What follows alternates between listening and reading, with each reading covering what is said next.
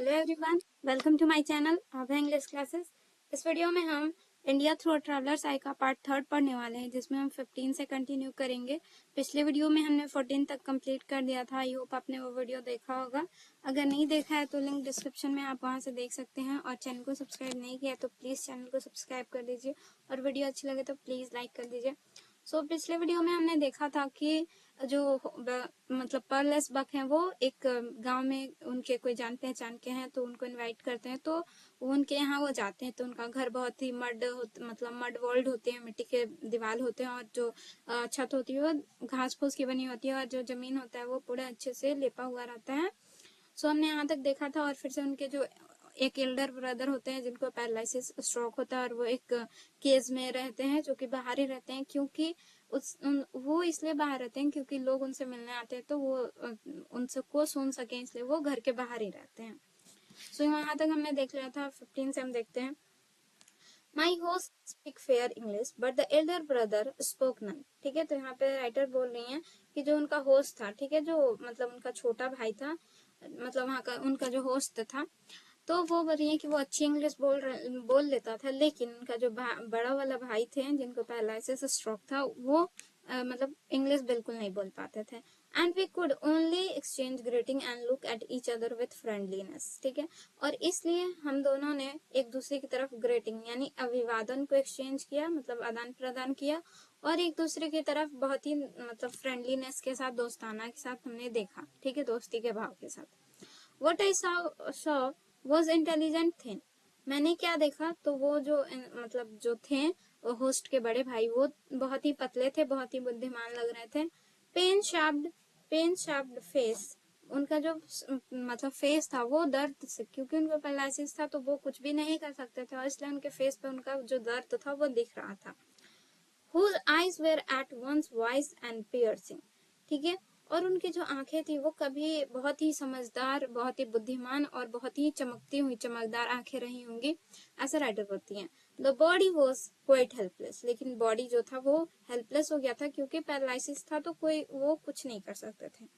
But it was scrupulously clean and the cotton garments were snow white. लेकिन साथ में उनके जो कपड़े थे वो बहुत ही क्लीन थे। ठीक है, बहुत ज्यादा क्लीन थे, क्योंकि उनको पैरालिसिस था तो वो बहुत ज्यादा मूव नहीं कर सकते थे, एक जगह से दूसरी जगह नहीं जा सकते थे। फिर भी उनके जो कपड़े थे वो बहुत ही क्लीन थे। उन्होंने जो गारमेंट पहने हुए थे तो वो बहुत ही व्हाइट, एकदम स्नो व्हाइट थे, यानी बर्फ की तरह सफेद थे।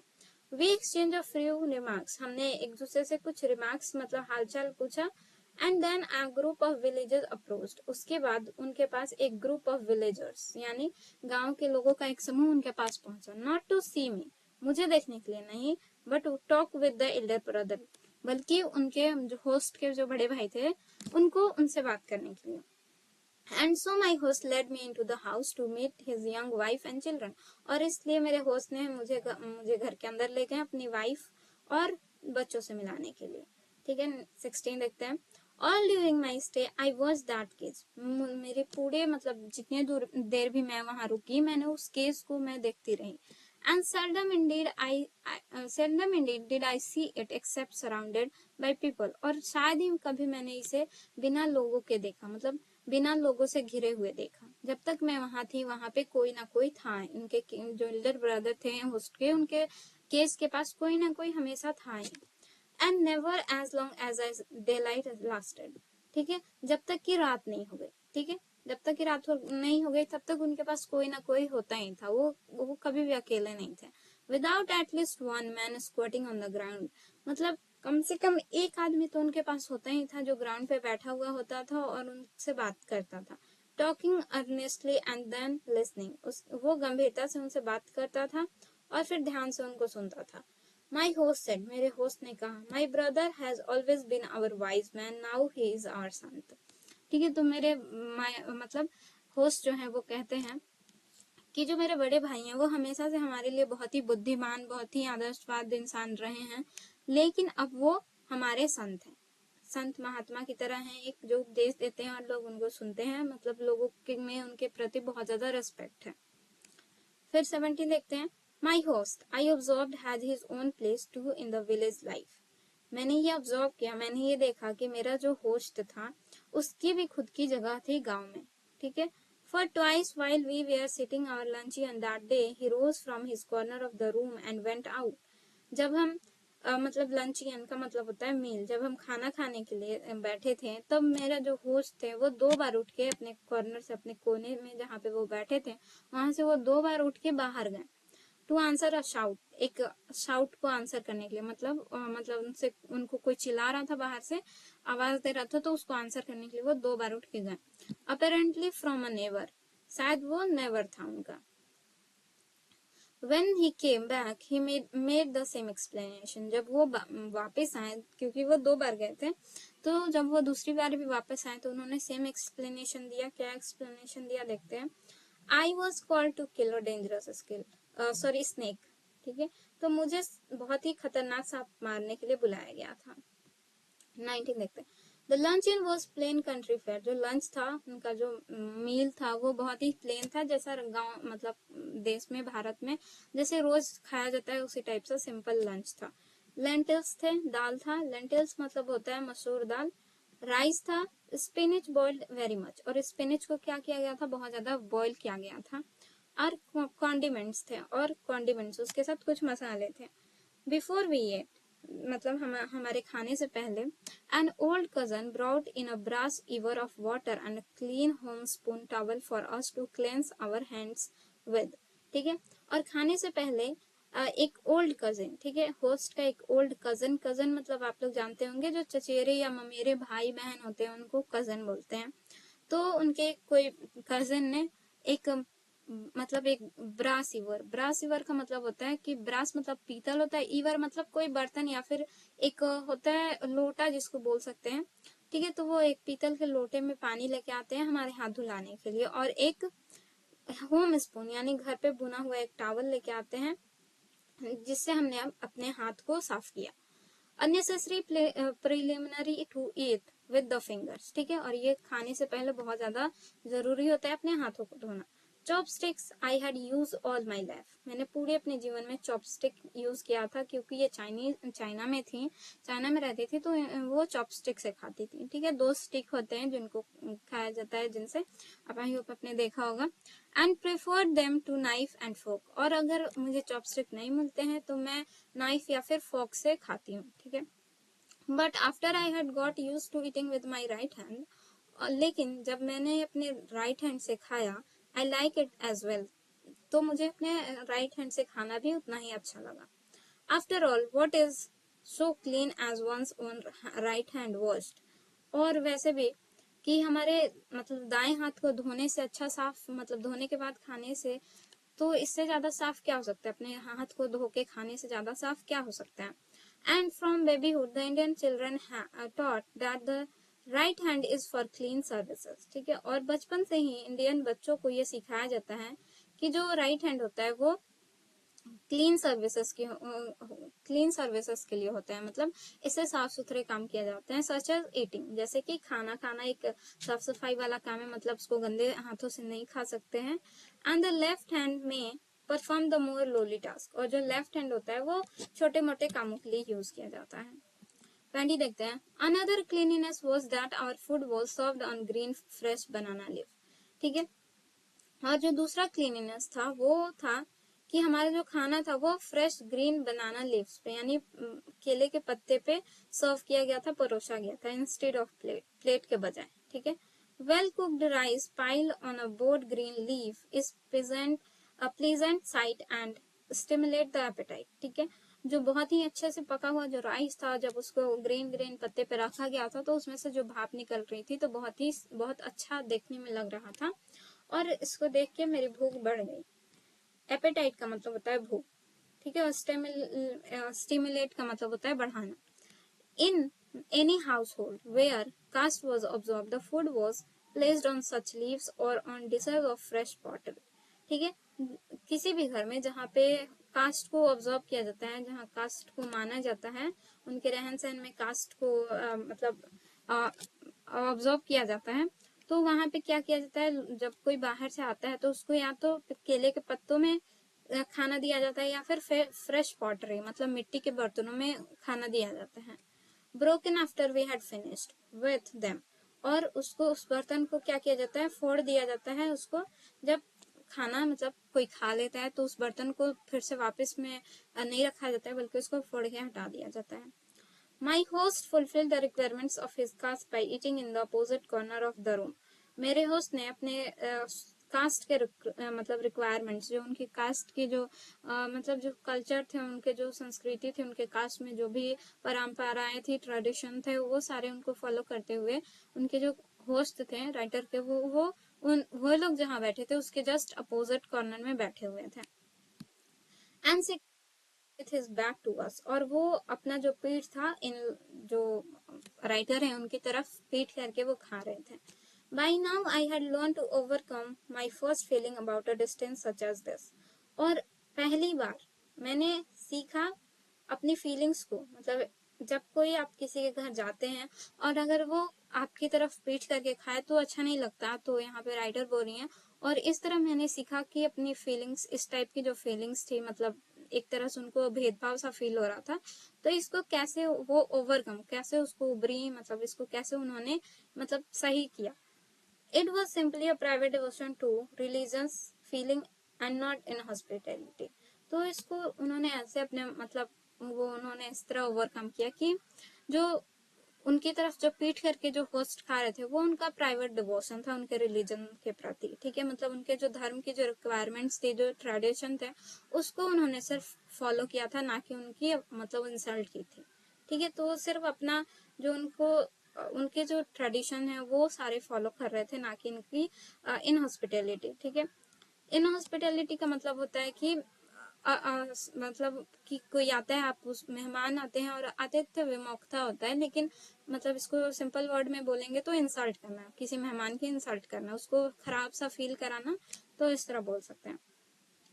नेक्स्ट 21 देखते हैं। Religion is ever present in Indian life.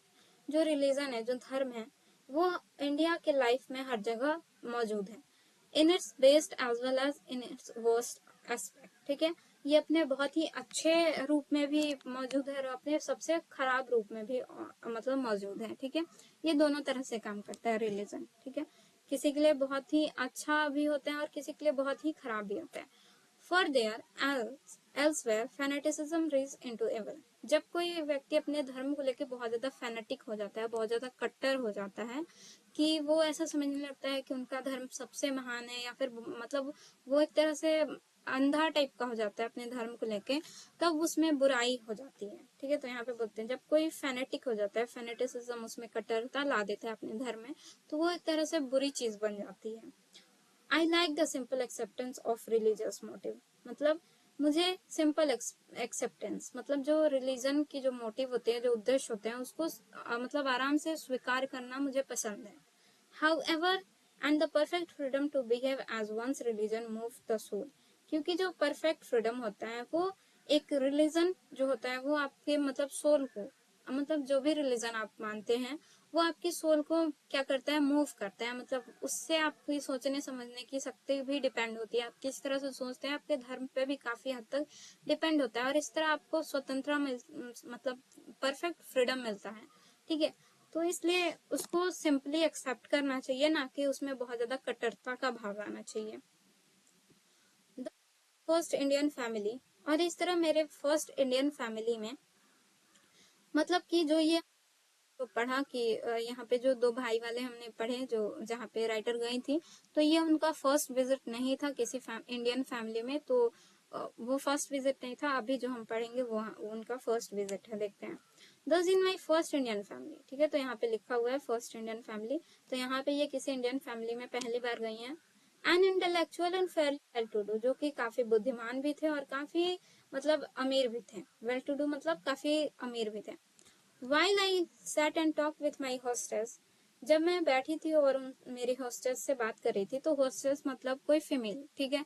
मतलब होस्ट यहाँ पे था तो मेजबान था, और वो मेल था तो उसको होस्ट बोलेंगे, और यहाँ पे जो मेजबान है वो एक फीमेल है तो उसको होस्टेस बोलेंगे, ठीक है। तो मेरी जो होस्टेस थी उनके साथ मैं बैठ के बातें कर रही थी। इन हर लिविंग रूम, उनके लिविंग रूम में an Indian gentleman came in without speaking to us. तब एक इंडियन जेंटलमैन मतलब एक बहुत ही सज्जन व्यक्ति आते हैं, विदाउट स्पीकिंग टू अस, बिना हमसे कुछ बात किए। and moved gracefully to the far end of the room. और वो बहुत ही आराम से रूम के एंड में, ठीक है, चले गए.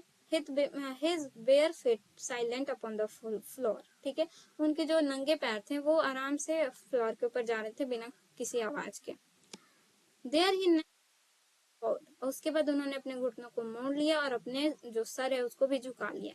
And so remained for perhaps a quarter of an hour. और उसके बाद वो वैसे ही 15 मिनट तक रुके.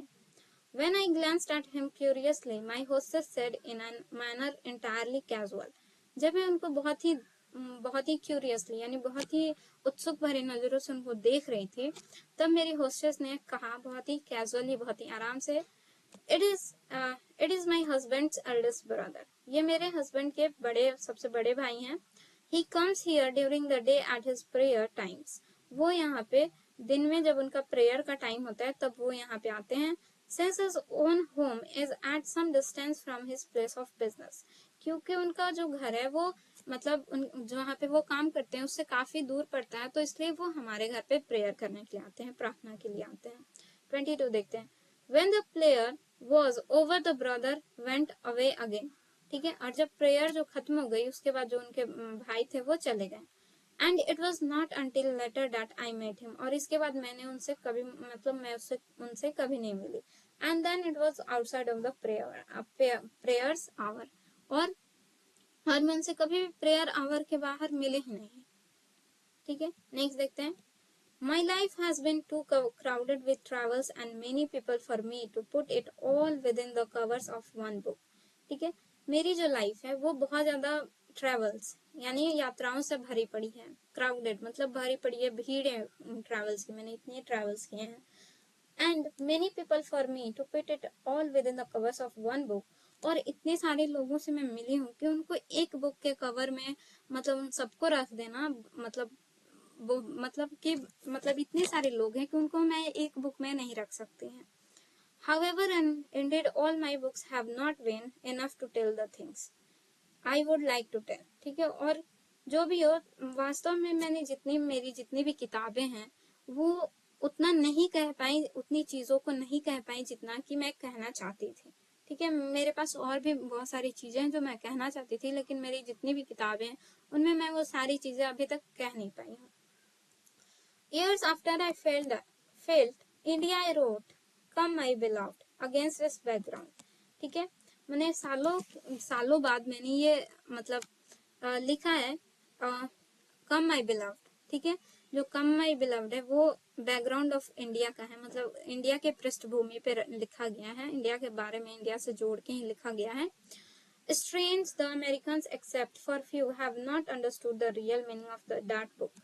ठीक है, ये बहुत ही अजीब है कि जो अमेरिकन है कुछ को छोड़ के, एक्सेप्ट फॉर फ्यू मतलब कुछ लोगों को छोड़ के, have not understood the real meaning of that book. कि अमेरिकन है वो मतलब बुक की जो रियल मतलब है, उसका जो रियल मीनिंग है उसको नहीं समझ पाते हैं. But the Indians reader understand. लेकिन जो इंडिया के जो रीडर हैं, जो इंडिया के जो पाठक हैं वो आराम से समझ जाते हैं. We have not lived long enough. ठीक है, मैं वहाँ मतलब हम लोग बहुत ज्यादा दिन तक नहीं रहते हैं. ठीक है, perhaps to know universally that the price of achievement whatever the goal is an absolute. कि जो यूनिवर्सली मतलब जो पूरी दुनिया में, ठीक है, मतलब ये जानने के लिए हम बहुत ज्यादा दिन तक नहीं रहते, मतलब बहुत दिन तक जीते नहीं हैं, कि ये जान सके कि जो प्राइस ऑफ अचीवमेंट है, ठीक है, मतलब आपकी जो अचीवमेंट्स, आपकी जो भी मतलब आपने जो भी प्राप्त किया है उसकी जो कीमत है, आपका गोल चाहे जो भी हो, आपका जो लक्ष्य है वो चाहे जो भी हो, इज एन एब्सोल्यूट. वो एब्सोल्यूट होता है. जो प्राइस होता है अचीवमेंट का वो एक निश्चित होता है, आपका गोल चाहे कुछ भी हो. ठीक है, 24 देखते हैं. In my book I choose 3 Christian missionaries to prove it. और इस बात को कि जो आपकी अचीवमेंट है उसकी जो कीमत है वो एब्सोल्यूट होती है. आपका गोल चाहे कुछ भी, आप कितना भी बड़ा गोल रखें या फिर चाहे कितना भी छोटा गोल रखें, आपका जो कीमत है, आपको जो कीमत उसको पाने के लिए चुकानी पड़ती है वो सेम होती है, वो एब्सोल्यूट होती है, निश्चित होती है. ठीक है, in my I choose 3 Christian missionary to prove it. और इसको प्रूव करने के लिए मैंने अपने बुक में 3 क्रिश्चियन मिशनरीज को चुना. ठीक है, क्रिश्चियन मिशनरीज होते हैं जो क्रिश्चियनिटी को फैलाते हैं, ठीक है। ईसाई धर्म को अलग अलग जगहों पे फैलाते हैं, उनको मिशनरी बोलते हैं। For of all the people that I have ever know the missionary is, ठीक है। और मैं जितने भी लोगों को जानती हूँ, मेरा मानना है कि मिशनरी जो होते हैं in his way the most dedicated, the most single hearted, वो बहुत ही डेडिकेटेड होते हैं, बहुत ही समर्पित होते हैं अपने काम को लेके। द मोस्ट सिंगल हार्टेड, और बहुत ही सिंगल हार्टेड मतलब एक तरह से अपने मतलब पूरे समर्पित होते हैं, और एक ही भगवान के लिए उनका जो समर्पण है वो होता है, और बहुत ही प्योर सोल होते हैं। He believes that God is one. उनका ये मानना होता है कि जो गॉड होते हैं वो एक होते हैं, भगवान एक होते हैं। द फादर ऑफ मैनकाइंड, वो मानव जाति के पिता होते हैं। And that all men are brothers, और इसलिए जो सारे मनुष्य जो हैं वो भाई होते हैं। एट लीस्ट द क्रिश्चियन से he so believes and so he preaches, और कम से कम क्रिश्चियन ऐसा मानता है, क्रिश्चियन ऐसे मानते हैं कि वो जो बिलीव करते हैं वही वो प्रीच करते हैं, मतलब वो जो मानते हैं कि भगवान एक होते हैं और उसी का वो उपदेश भी देते हैं। Then why has he failed to change the world in spite of his sacrifices? और इसलिए क्यों जो क्रिश्चियनिटी है वो फेल हो गया दुनिया को बदलने में, अपने सेक्रीफाइसेस के बावजूद, ठीक है, अपने त्याग के बावजूद भी वो क्यों दुनिया को बदलने में नाकाम रहा। Alas, they have not been enough and he has not been willing to pay the full price for faith. क्योंकि शायद उन्होंने जितना कि उन मतलब पे करना चाहिए था, जितनी उनको डिवोशन, जितनी उनको लगन चाहिए थी उस चीज को मतलब पाने के लिए, वो जो कीमत थी उन्होंने वो पूरा नहीं चुकाया था। फुल प्राइस फॉर फेथ, यानी जो विश्वास था उसकी जो पूरी जो कीमत थी वो उन्होंने नहीं चुका पाए थे, ठीक है। वो उतने समर्थ नहीं थे कि वो उसको चुका पाए। ही पेज ओनली पार्ट, वो सिर्फ उन्होंने कुछ हिस्सा ही उसका पे किया। Unable to accept utterly the full meaning of his creed, और वो उस अपनी क्रेड, अपने धर्म के जो मतलब मीनिंग है, उसकी जो पूरी तरीके से उनका मतलब है उनके धर्म का, वो उसको समझने में असमर्थ रहे। I see the same refusal here in my own country, और मैं ये अपनी भी कंट्री में ये जो सेम रिफ्यूजल है कि वो पे नहीं करते हैं फुल, जो उनकी जो फुल प्राइस होती है उसको पे नहीं करते, वो मैं अपने भी कंट्री में देखती हूँ over and over again, bar bar. And not only among Christian, और सिर्फ क्रिश्चियन मतलब क्रिश्चियन धर्म में ही नहीं, but the people of India know what is to be willing to pay the last full measure of the cost of and idealism, ठीक है। लेकिन जो मतलब इंडिया के जो लोग हैं वो जानते हैं उनका जो कीमत होती है, जो मतलब जो फुल मेजर होता है, the cost of and idealism, मतलब उन शायद इंडियन लोग ये जानते हैं कि उनके लिए कीमत क्या है, और शायद वो अपने विचारधारा और अपनी जो कीमत है उसको चुकाने में समर्थ हैं। They understand and to them my book is not puzzlement, और इसलिए वो समझते हैं क्योंकि वो उस पूरी कीमत को चुका पाते हैं, और इसलिए वो मेरी किताब को समझते हैं, और उनके लिए मेरी जो बुक है, मेरी जो किताब है कम माई बिलव्ड, वो एक पजलमेंट नहीं है, वो एक मतलब पहेली नहीं है उनके लिए। सो यहाँ पे ये चैप्टर खत्म हो गया। आई होप आपको अच्छा लगा होगा वीडियो। अगर अच्छी लगी हो तो प्लीज लाइक कर दीजिए और चैनल को सब्सक्राइब कर दीजिए। Thank you for watching.